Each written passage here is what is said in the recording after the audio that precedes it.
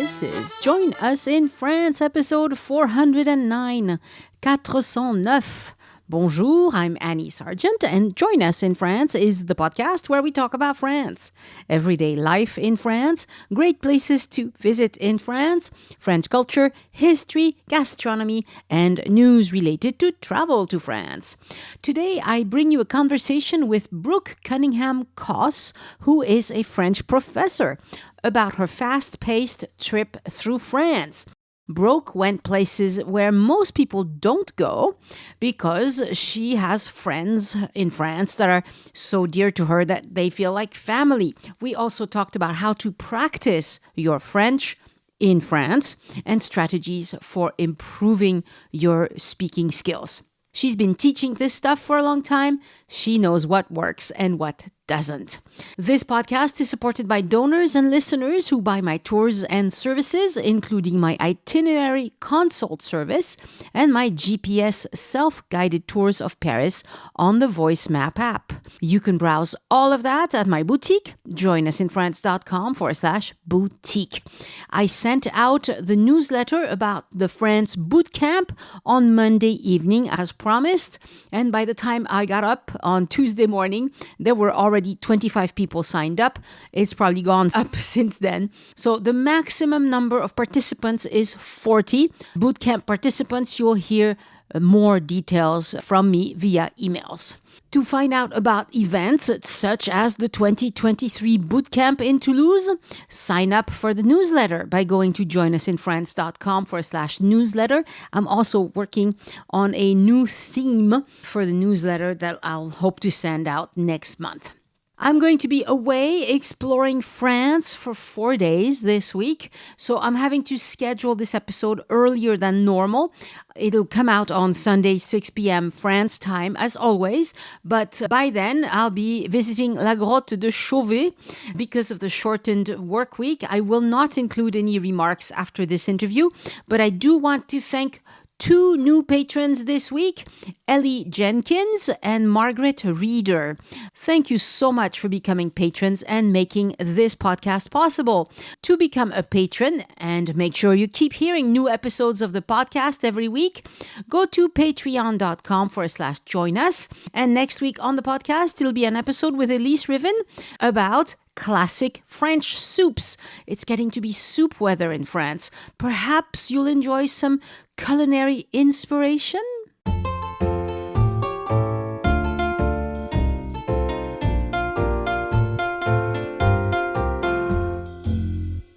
Bonjour, Brooke Koss, and welcome to Join Us in France. Bonjour Annie, merci beaucoup. Lovely to talk to you. And we could have done this whole interview in French because your French is excellent. But of course, we're not going to. But I do want to know how you learned French so well. Oh man, Annie, it's been a really interesting journey. So I grew up in Louisiana. My childhood was spent there, which was my first exposure to the French language and French culture. But I didn't officially start taking French classes until I was 19. So I am a late learner of French. It's my second language, and I started in college just like a bunch of other people do. And from there, it became my passion. I was a sociology major, and I decided to double major because French was just where it was at. I loved it. And here I am at 36, still speaking French.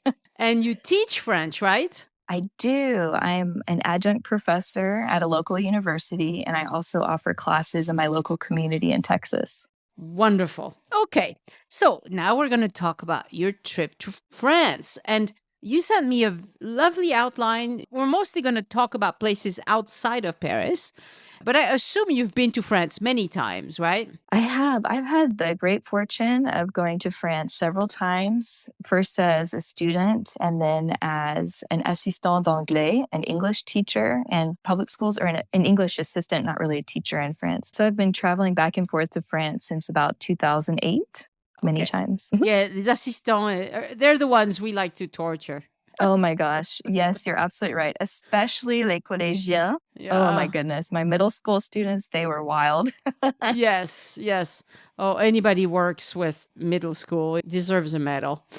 Okay, so you had some great tips about how to actually use your French in France. I want to hear about that. Yeah, I think you have done such a great job of promoting la politesse, just courtesy language in France to get people to break the ice, so to speak. Hmm. And I would recommend the same thing if you are in a train station, at an airport, at a cafe. The best thing you can do is to initiate in French with a simple bonjour, madame, bonjour, monsieur, and kind of take the conversation from there based on your level of French. I think that's a really great, easy tip. Yeah, because French people will assume if the first word out of your mouth isn't bonjour, they will assume that you're not a friendly person, that you're not, like, you don't belong. Like, it's weird. We have this Yes. immediate judgment of others if they don't say bonjour, because in America, you can totally start a conversation without saying hello, right? Nobody cares. But here they do. Yeah. And this is something curious that maybe we can talk about another time, but it's just kind of the rules of courtesy in France, I think, are highly valued by French people. Yeah. And so, as a foreigner coming to France, it's really important, even just from like a sociological perspective, to think about how you can best interact with the people there in the country. And like Yeah. you said, saying bonjour is a super easy way to do it. That's all that's asked. The other thing that you mentioned, this brought a smile to my face. You said that kids are good for as icebreakers as well, right? Oh, yes. Yes. My kids have been one of the quickest ways to put a smile on a French person's face because usually they're covered in like melting ice cream or they're running around in the dirt or just doing things that are innocent and fun that kids do. And so we've gotten many comments from people or requests to help us. For example, when we were in La Dordogne, I was carrying my 2-year-old at the time in this backpack kind of carrier. Ah, And I also had my 5-year-old on my back. I looked like a camel walking in this Les Jardins Suspendus with these 2 kids on front of me and behind me.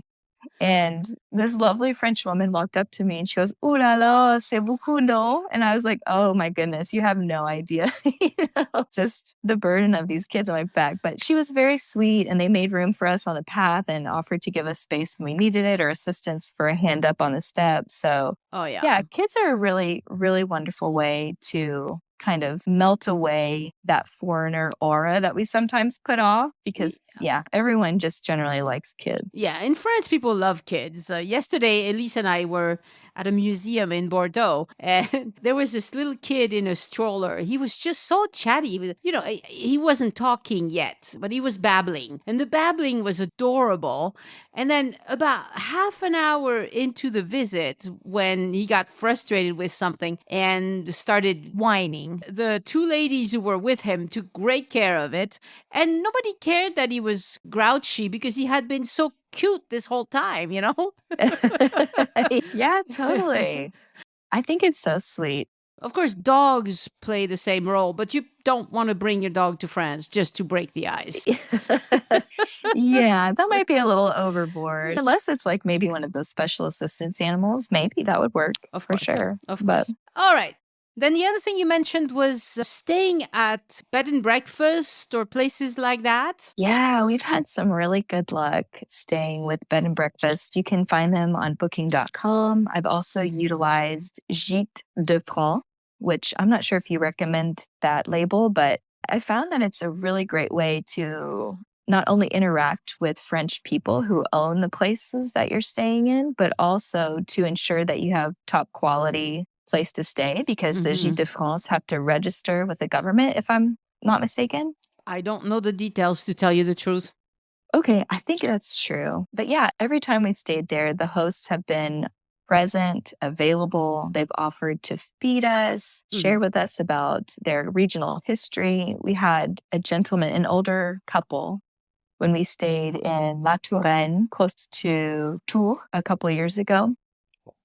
It was just the friendliest. He came in every morning, knocked on the door, made sure that we were comfortable. He and his wife wanted to bring us some local breads and jams. Nice. And of course, they like shared with us about their experiences, like traveling internationally, but also the things that they enjoyed there locally. So we've just had some really great encounters with Hmm. hosts of B&Bs and Gîtes de France. That's very nice. When I do itineraries with people, I usually recommend B&Bs. Some places like Paris, B&Bs are very, very hard to find.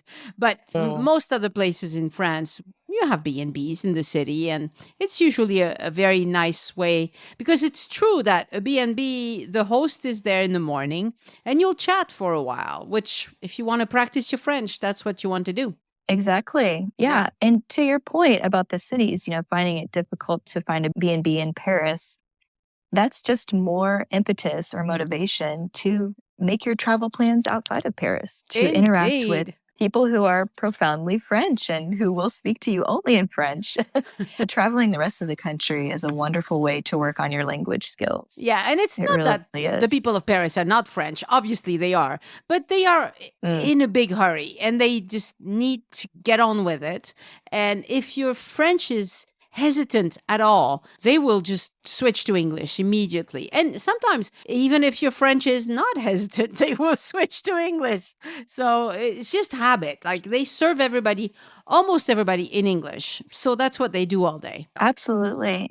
Yeah. I found that being right outside of Paris is not difficult. You can go an hour really just from the city center and kind of be more in La Campagne, more of the countryside. Yeah. So you can even just do like a couple days outside of Paris and go back. Right. And of course, there are other options. You mentioned an app that you like, Tandem.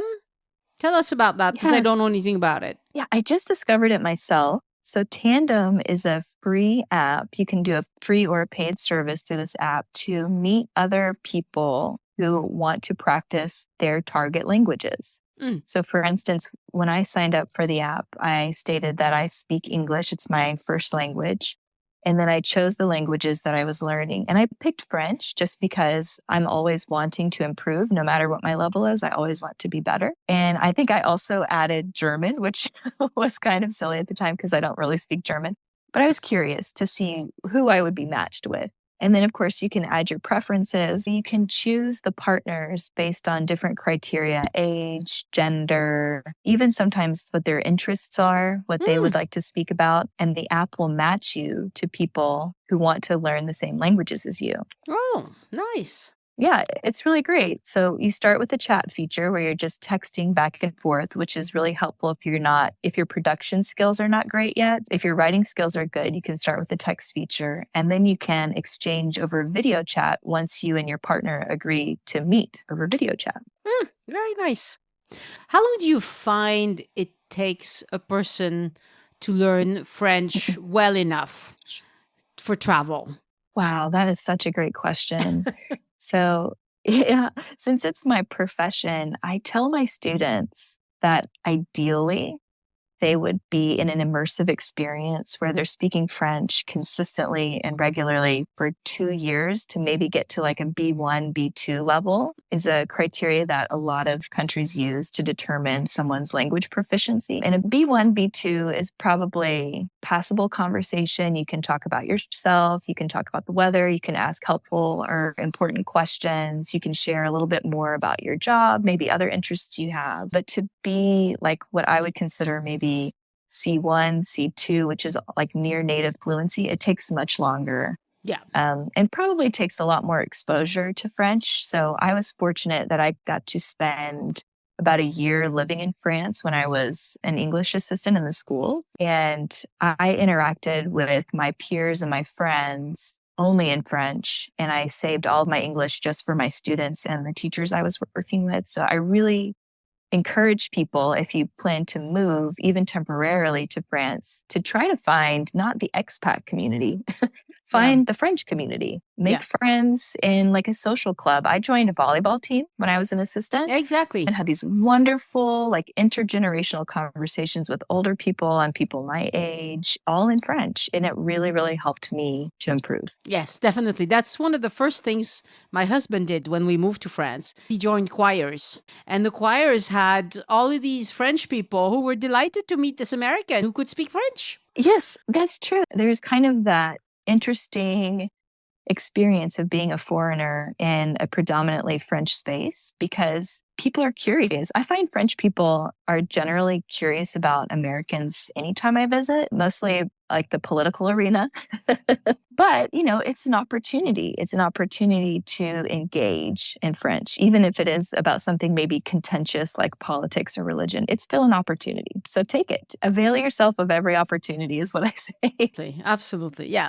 We have to remind everybody listening that if you speak zero French and all you know is bonjour and you plan to be visiting places in France where there are a lot of tourists, Paris, the Riviera, Normandy. If you go to Strasbourg at Christmas time, there are lots of tourists there. They can deal with somebody who doesn't know any French, honestly. But you'd still have to do this bonjour thing. Otherwise, they don't like you. Yeah, you're right on with that. Absolutely. Okay, so tell us where you went on this last trip and some of the things that you liked best. Sure. So every time we come to France, our itinerary is based on the people that we're planning to see. And I have friends who are kind of spread out in different regions of France. But for this particular trip, we knew that our anchor points would be Brittany, Bretagne, Paris, and Saint-Étienne, Lyon, that area, so Rhône-Alpes. And we wanted to make kind of a bit of a circle, starting in Paris, going north to Brittany, down to La Touraine, so Amboise, and then La Dordogne, down to Saint-Étienne, where I have friends, and then a little bit further south into Provence. And then we came back north through Auvergne because I also have friends there. Wow. And then straight back up to Paris.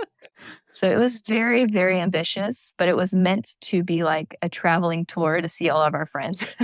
Right. And you did this in how many days? 30 days, Annie. Okay, 30 days. Well, that's not bad.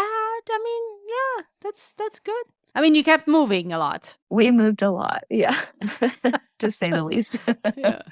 Yeah. So besides the visits with friends, which are obviously lovely, but most people cannot go visit your friends, what sticks out in your mind as favorites? I was very pleasantly surprised by Brittany. I had heard from so many people that it was rainy and cold and just not the right kind of climate for a tourist. And I was like, I'm never going there. But we had absolutely gorgeous weather. And we were there late September. So what we really liked about Brittany in particular was the access to beaches. And because I have small children, a lot of my plans revolve around what will work with their schedules and their needs. And beaches are perfect for everyone, kids, adults, animals, just real easy, relaxing on the beach. And we were in a town called Roscoff, right across from, it's on the English Channel side. So right across from Plymouth, England, you can actually take a ferry between the two towns. And there was a tiny island off of the coastline called Ile de Bas.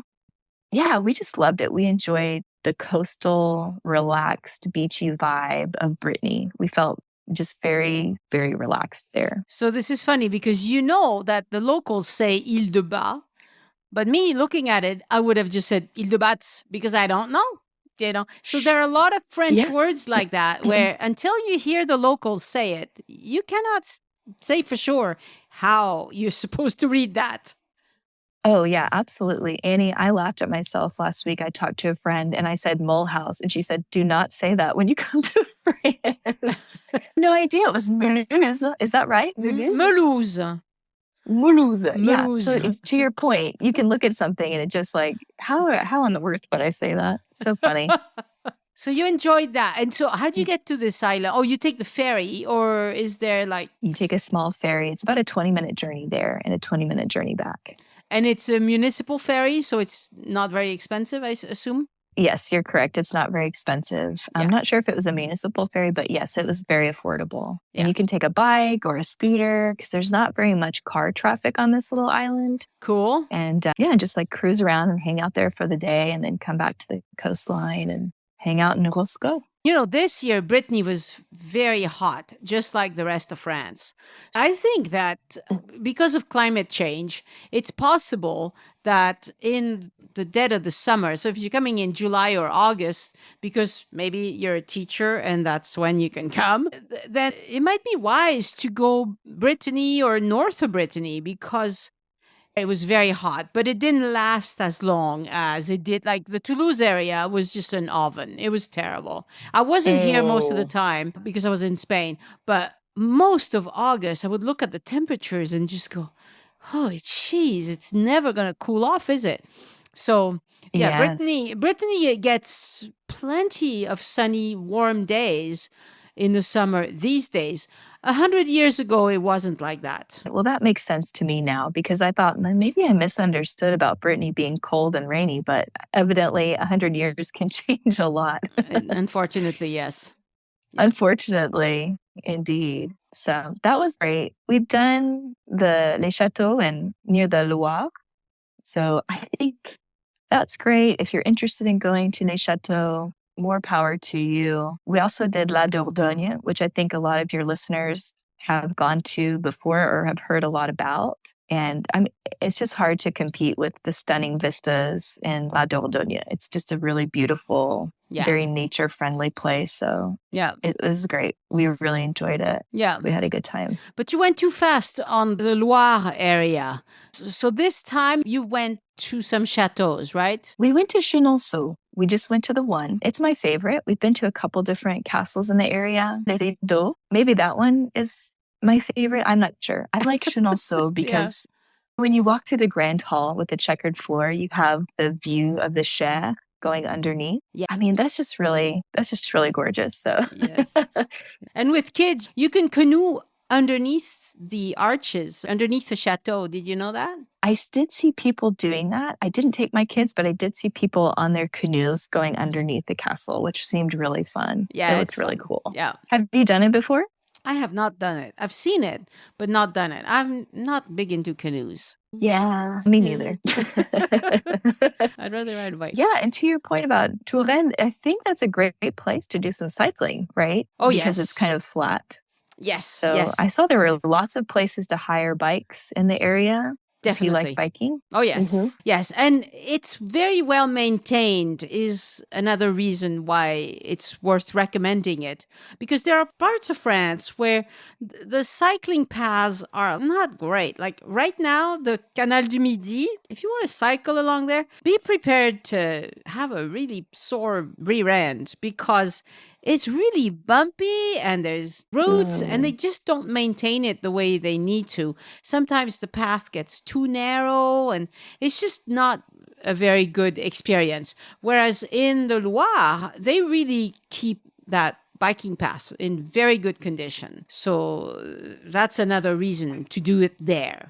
Yeah, I could totally see that. I feel like everywhere we drove, I mean, just in terms of the driving, the roads were very well maintained. I don't remember hitting any potholes or feeling like it was dangerous to drive in that area. And of Yeah. course, it's so bucolic because you have all of the rolling hills and the fields. So it seems like a great place to ride bikes. Yeah, French roads are usually maintained fairly well.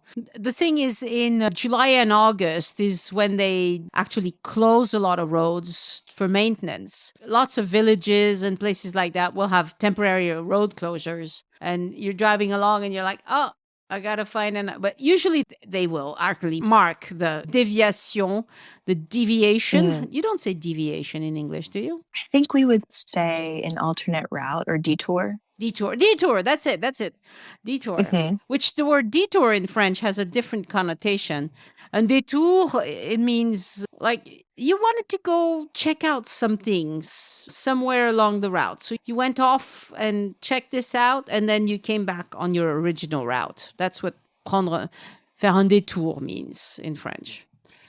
So, Which I okay. suppose is kind of similar. I mean, similar maybe to what we think about for roadways, but that's curious. That's very interesting. Yeah. So from the Loire, you went to We went straight south to Sarlat. which was a town we had heard was kind of like a nice place to stay if you wanted to go out to different points and travel in La Dordogne, which we kind of did. So we stayed in Sarlat, and then we did a boat ride down near, I might need your help on pronunciation, is La Roque Gajac. Did I say that La right? Roque Gajac.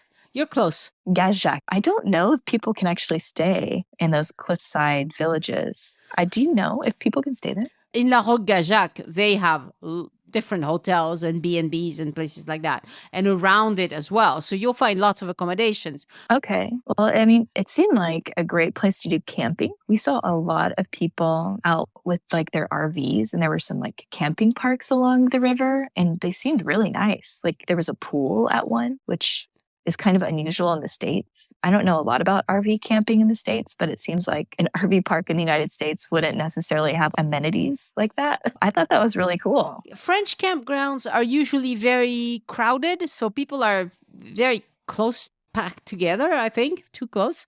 But they do have pools and things for kids to do and things like that. And they're usually not far from a river or some sort of attraction. I had a friend recommend to me doing something called camping terrain. Is that campground, like going to a place that might have cheap accommodations? So un terrain de camping is a campground. Some of them are inexpensive and some of them are more expensive. Also, some of them rent bungalows. I think just like they do in the US, right? No, I don't know. Yeah, I know that some places in the United States are working more towards having like glamping, so really fancy tents. Glamping, I like it. So maybe it would be like the equivalent of glamping to have a nice accommodation on a camping ground. I'm curious to try it out sometime because, you know, traveling to France and paying for all of our trips there can be quite expensive. So we're always looking for cheap ways to stay in France. And you would also definitely be around locals. I mean, there might be the occasional German tourist or English tourist or Spanish tourist. This year, we have a lot of Spanish tourists. I don't know why, but France is full of Spaniards.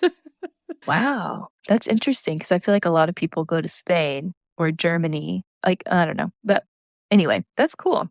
Very interesting. So what else did you do in the Dordogne? We loved our boat ride. They had this thing called the gabar, which is just, I think, like a traditional boat that used to carry cargo on the river. And you can do a tour. After we did this gabar, the boat ride, we went up to this really cool suspended garden. It's on a cliffside. It's called Les Jardins Suspendus de Marquessac. I think I'm saying that correctly.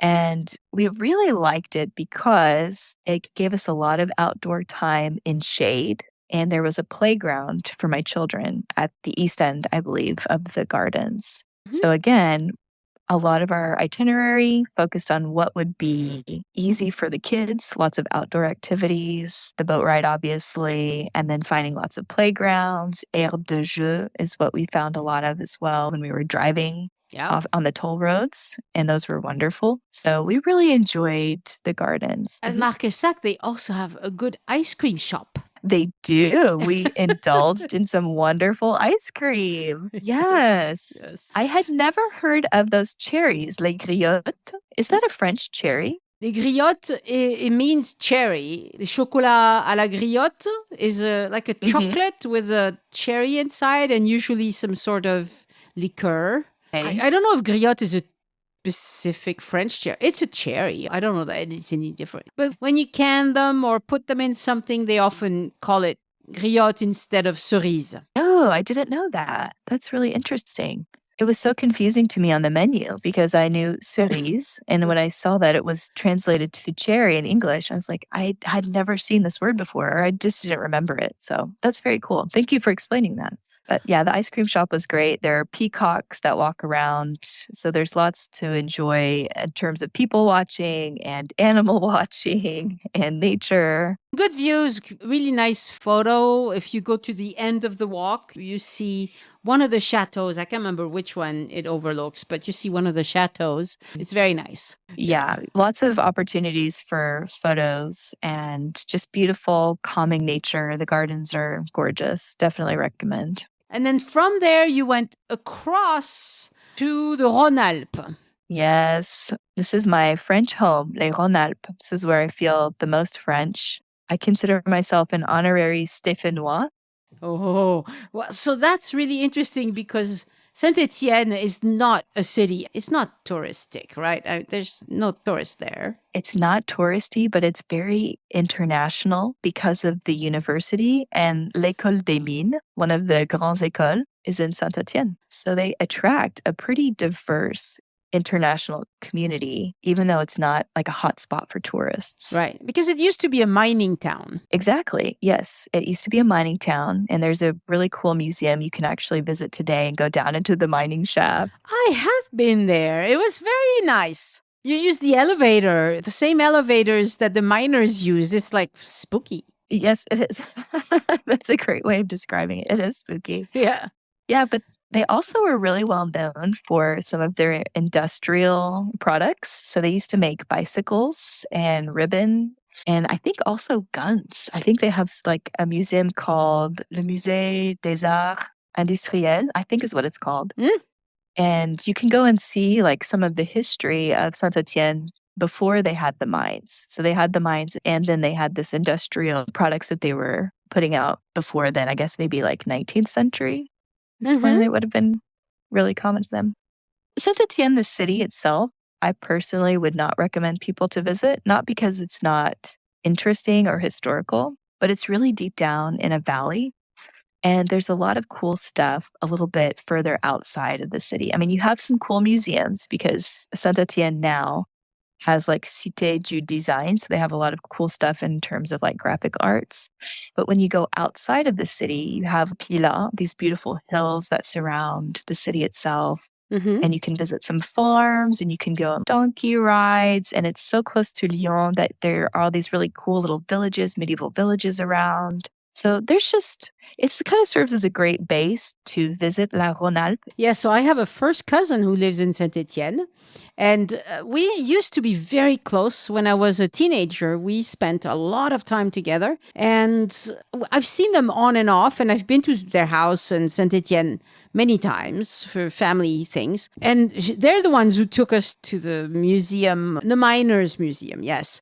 And I thought it was really, really cool because, you know, when you have family somewhere, you just go see family and you sit around the table for a long time. And we don't really do much else. I haven't seen them in a few years. I need to really touch base with them and go see them again because they're lovely people. Yeah, maybe someday I'll meet you in Saint-Étienne. That would be lovely. And they have a wicked accent in Saint-Étienne.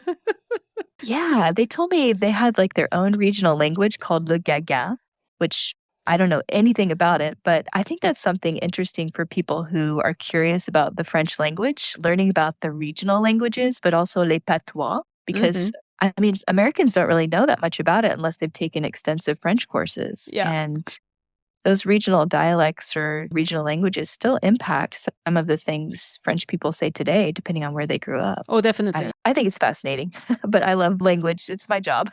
And Saint-Étienne used to have a very good soccer team.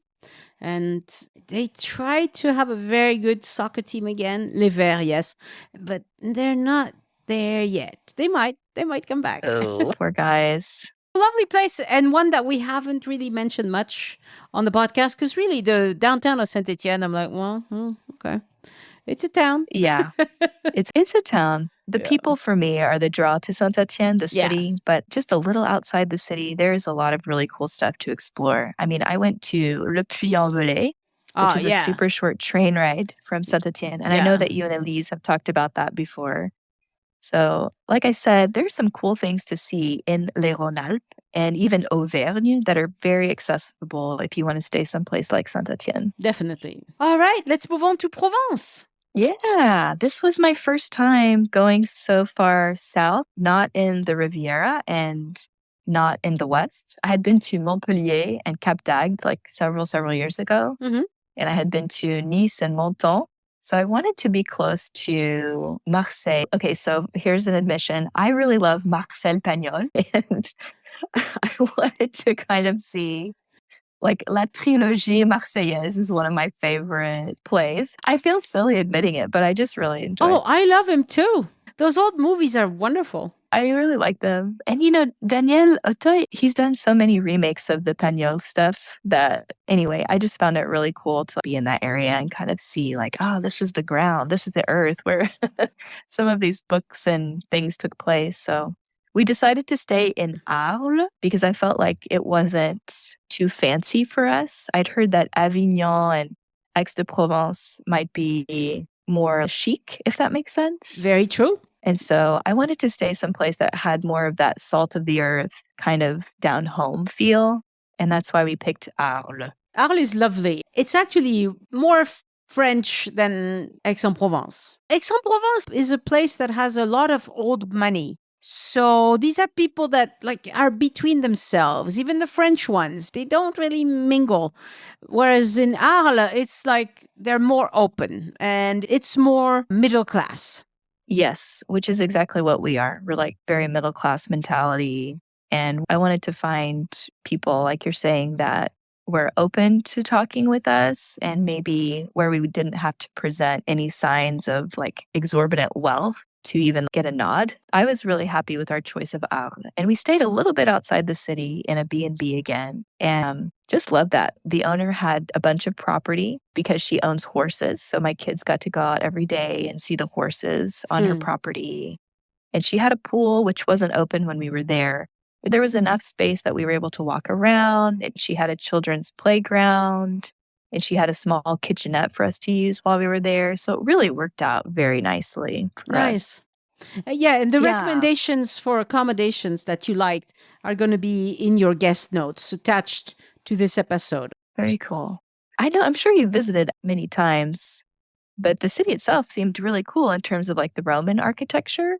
Correct me if I'm wrong, but I've heard that there's a lot more Roman architecture, like existing Roman architecture in France than there is in Italy. Does that sound right? I've heard that too. I don't know. I couldn't quantify it, but there is a lot in France as well. It's just so fascinating to me coming from a country where that's just not possible. Like you don't walk around and see things like huge coliseums or amphitheaters that were built 1,000 years ago or whatever. So it's just really cool getting to do that in Arles. And their market is really great because they line you up on the main boulevard and then you can wind around through town and you can go on the Van Gogh walk that they've set up with different plaques everywhere. And again, we found the best children's playground right there on I think it's called Boulevard des Lys. I think that's what it is, the main strip. We really enjoyed it. We thought it was really cool. And I bought this is one of my favorite souvenirs, Annie, is to get this Santon, the little provincial. Oh, yeah. So we bought some of those in town because they had a shop right by the Coliseum or the amphitheater. It was fun to go in there and chat with the shopkeeper. Very nice. And in Arles, they also do in August, I think, there's a festival of Roman kind of life, and it's called Arlate. And they dress up and they have fights and they have all sorts of events. So if you're there at the right time, that's a fun thing to see in Arles. Oh man, that sounds really fun. Well, they have all the right venues for it. I mean, just beautiful history right there in the center of town. So definitely recommend visiting. And from there, you went to Les Carrières de Lumière, which I've recommended a million times. And the Pont du Gard, obviously, it's lovely. An olive oil press. Is that a place? Yeah, after we did the Pont du Gard, which I think is in the southwest. So we were just maybe an hour and a half, maybe, from Arles. And this oil press was open to the public. You could come in and purchase some of the local products that this gentleman was making. And we happened to get there when he was really busy, but he took some time out and took us to the boutique and let us sample all the different olive oils. And they were so cheap, Annie. I think I paid like €6 for, I don't know, maybe like a 16-ounce bottle of this olive oil. So good. Yeah, that's a normal price, no? It seemed cheap to me, but maybe that's because of the import tax or something on olive oil here. And there will be links to all of these things in your show notes again. Yeah, we did some fun stuff. Oh, and you also went to Sainte-Marie de la Mer in Camargue? Yeah, you definitely have to go there if you're in the South. We loved going to La Camargue. We did just a little driving tour down there, took pictures of the flamingos at sunset. Maybe don't go if you wear glasses like me because driving home in the dark was kind of kind of tricky. But La Camargue is great. And then, of course, Sainte-Marie de la Mer is a beautiful beach town. And we were there, I think, right at the beginning of October. So there were no tourists. Lovely, lovely time. I mean, it was also COVID. So we were really lucky not to be bumping into a bunch of people. But I think maybe October is a bit slower for them. And those are just beautiful, beautiful beaches right by the Mediterranean. So definitely recommend. Yeah. Very nice. Okay, and we'll end on Auvergne because you also went to Paris, but we've been talking long enough that we really don't have time to go into Paris. But Auvergne is one place, another place that we don't talk about enough on the podcast. So I'd love to hear what you thought. Oh, man. So I did my English assistantship in Auvergne. I was in a little town called Saint-Pourçain-sur-Soule, but this time we were a bit further south near Issoire. And we climbed up into the volcanic chain. So we wound our way north into this little town near the Super-Besse ski resort because they do skiing in Auvergne. And there was just some really cool, obviously volcanic rock architecture in this town. And we stayed at a B&B that was on a cliffside and obviously geared towards people who come to ski. But they accommodated us in one of their guest cottages. And she told me about this volcanic lake that was a couple kilometers north of where we were called Lac Pavin. And it was the eeriest, most mystical experience I've had in France in a long time. Because you go out to this lake and it's almost completely round. The circumference is almost like a circle, like a perfect circle. And then you have the pine trees that reach out behind you, all across the border of the lake. And when you look down into the water, it's mossy and green and not clear necessarily, but clear enough that you can see that there's not a lot of life right there at the surface. Mm-hmm. So just very, very cool. I'm looking at their website. It's interesting. It does look very round. That's wow. Yes, because it's right on top of an extinct volcano. Oh, that's why. Yeah, it's super cool. And I don't know if a lot of Americans know, or even people outside of France know that there are extinct volcanoes in France. There's a whole chain of them. There's even a kids attraction park. I can't remember what it's called. But it's like a whole thing with rides and things. The one I was thinking of is called Vulcania. It's a kind of an amusement park around the theme of volcanoes. And then they have another thing that you can visit called Le Puy de Sancy. And I have to admit, I have not been there. And they also have rides for kids, something called Le Pal, which I have not been to either. Anyway. Very interesting. There are things to do. This is not a very touristy area, but they do have a very beautiful chateau called the Chateau de Val. There's lovely hikes. It's a really good place. I intend to go sometime, but I haven't. And Michelin, the tires, is from that area as well. So you have a museum to the Michelin tires. That's right. I think they also produce, is it Volvic, the water? Oh, probably, yeah. It might be from there. Yeah, there is a water called Volvic that's very popular in France. I feel like it might be from Clermont or Auvergne, somewhere from there. There's lots to do in terms of nature, hiking, and just enjoying the beauty of Auvergne. I think it's a lot of farmers, though, a very pastoral area. Oh, yeah. It's much more rural, and it's also cold in the winter. This is a place that gets a real winter, ice and snow and freezing and things like that. Yes, you're right. It is very cold. So you might want to pick when you want to go if you don't want to Summer or spring. Yeah, summer or spring is probably wisest. All right. Okay, one last question before I let you go. What's a book that you recommend to your learners, French learners, something in French that you think is approachable for people who are doing 101, 102, 201 in college? So I would probably say if you're learning French from scratch, you might want to start with an English translation of something that's kind of a simple text. And what I mean, like as a simple text, is that the vocabulary will not be all in the subjunctive or all in the passé simple. So something like L'étranger from Albert Camus is great for beginners, but start in English. So have a dual copy, a bilingual copy. And now I'm not saying that from a philosophical perspective, because the philosophy that Albert Camus is pushing in his book there might be more challenging if you're not very savvy in philosophy. But in terms of the language, the level of the language, I find that book is pretty palatable for a new learner of French. And I always tell people that plays are really great because there's a lot of dialogue, but there's also not a lot of like heavy genre. So reading something like Rousseau would be really hard versus something like Jean Cocteau is one of my favorite playwrights. And I found that reading something from Jean Cocteau would be like La Machine Infernale was really easy for me to read when I was doing my studies. But yeah, plays. I find that plays are really easy for learners of French. En attendant Godot. Oh my goodness, yes. But that's absurd. So you have to kind of stay with it because the story is so weird. It's so weird. It's so weird. And I liked Les Bonnes, which is also absurdist, but you're right, the weird stuff. It's very weird. And then I think that French learners also enjoy Le Petit Nicolas. They do. So Sampé, the author, has died recently. So we talked about him quite a bit in French news and stuff. Le Petit Nicolas is good. Of course, Le Petit Prince is also a very good one.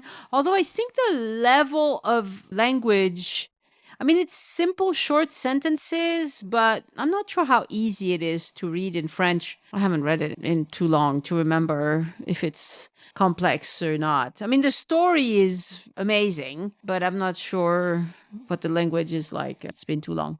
Yeah, I feel like going with something like Le Petit Nicolas is great because it's short chapters. But I also love telling people to look at the BD, bande dessinée, comic books, because those are really great.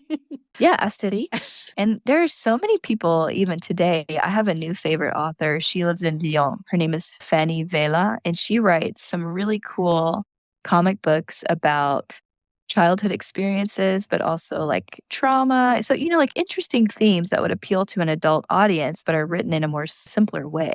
So anyway. Excellent. Excellent recommendations. Well, I think we're going to have to bring this to a close. Brooke, thank you so much for talking to me, for giving wonderful recommendations. And yeah, people check out the guest notes for this episode because what you sent me is very interesting with lots of links to things you did and everything. So I think it'll help people to get an idea of what they might want to do themselves. Yeah, Annie, thank you so much for having me today. I'm so glad that you started this project so many years ago because I've been a listener and a fan for a long time, and this has just been a real treat to get to talk to you today. So thank you so much. Merci beaucoup.